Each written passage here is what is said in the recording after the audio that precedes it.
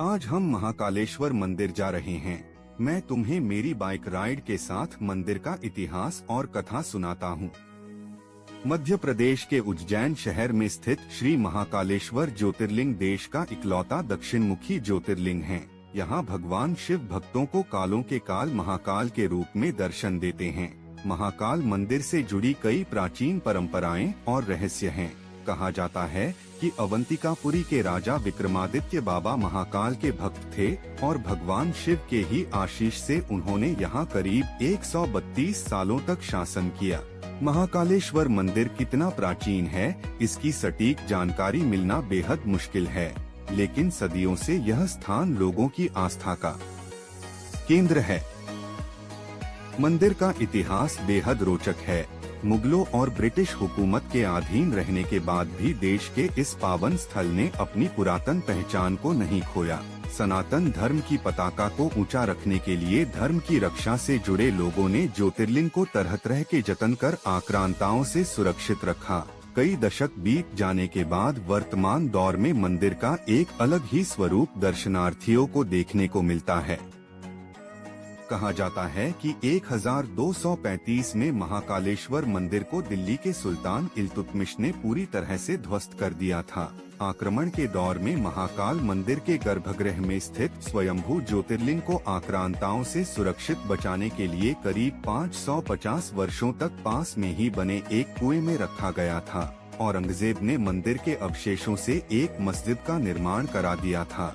मंदिर टूटने के बाद करीब 500 वर्षों से अधिक समय तक महाकाल का मंदिर जीर्णशीर्ण अवस्था में रहा और ध्वस्त मंदिर में ही महादेव की पूजा आराधना की जाती थी। लेकिन जब कई वर्षों बाद 22 नवंबर 1728 में मराठा शूरवीर राणोजी राव सिंधिया ने मुगलों को परास्त किया, तो उन्होंने मंदिर तोड़कर बनाई गई उस मस्जिद को गिराया और 1732 में उज्जैन में फिर से मंदिर का निर्माण करा ज्योतिर्लिंग की स्थापना की। राणोजी ने ही बाबा महाकाल ज्योतिर्लिंग को कोटि तीर्थ कुंड से बाहर निकालवाया था और महाकाल मंदिर का पुनः निर्माण करवाया था। इसके बाद राणोजी ने ही 500 बरस से बंद सिंहस्थ आयोजन को भी दोबारा शुरू कराया। महाकवि कालिदास के ग्रंथ मेघदूत में महाकाल मंदिर की संध्या आरती का जिक्र मिलता है। साथ ही इस ग्रंथ में महाकाल वन की कल्पना भी की गई है। कहा जाता है कि उज्जैन के तत्कालीन राजा विक्रमादित्य ने महाकाल मंदिर का विस्तार कराया था। उन्होंने मंदिर परिसर में धर्म सभा बनवाई, जहाँ से वह न्याय किया करते थे। राजा विक्रमादित्य ने कई प्रकार की प्रतिमाओं का निर्माण भी करवाया था। वहीं 7वीं शताब्दी के बाण भट्ट के कादम्बिनी में महाकाल मंदिर का विस्तार से वर्णन किया गया है। 11वीं शताब्दी में राजा भोज ने देश के कई मंदिरों का निर्माण करवाया था, जिनमें महाकाल मंदिर भी शामिल रहा। उन्होंने महाकाल मंदिर के शिखर को पहले से ऊंचा करवाया था। महाकालेश्वर ज्योतिर्लिंग की कहानी बताता हूँ। पौराणिक कथा के अनुसार अवंती नाम से एक रमणीय नगरी थी, जो भगवान शिव को बहुत प्रिय थी।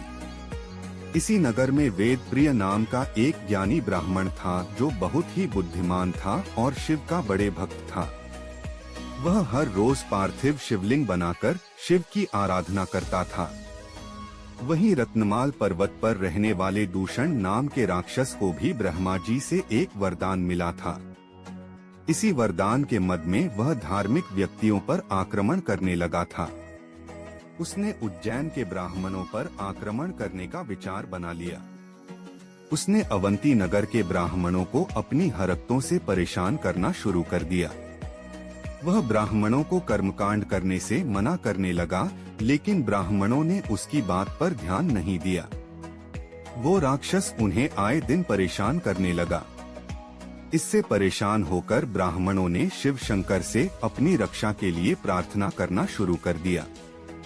भोलेनाथ ने नगरवासियों को राक्षस के अत्याचार से बचाने के लिए पहले उसे चेतावनी दी, पर दूषण राक्षस पर इसका कोई असर नहीं हुआ। उसने नगर पर हमला कर दिया। इसके बाद भोलेनाथ के क्रोध का ठिकाना नहीं रहा। वो धरती फाड़कर महाकाल के रूप में प्रकट हुए। शिव ने अपनी हुंकार से राक्षस को भस्म कर दिया। इसके बाद ब्राह्मणों ने महादेव से यही विराजमान होने के लिए प्रार्थना की। माना जाता है कि ब्राह्मणों के निवेदन पर शिव जी यहाँ महाकालेश्वर ज्योतिर्लिंग के रूप में वास करने लगे। धन्यवाद करता हूँ कि आपने इस वीडियो को देखा, और अगर आपने अभी तक चैनल को सब्सक्राइब नहीं किया है तो कृपया करके सब्सक्राइब करें, ताकि आप हमारे ज्योतिर्लिंग कथा और राइड वीडियो की अगली अपडेट्स से जुड़े रहें।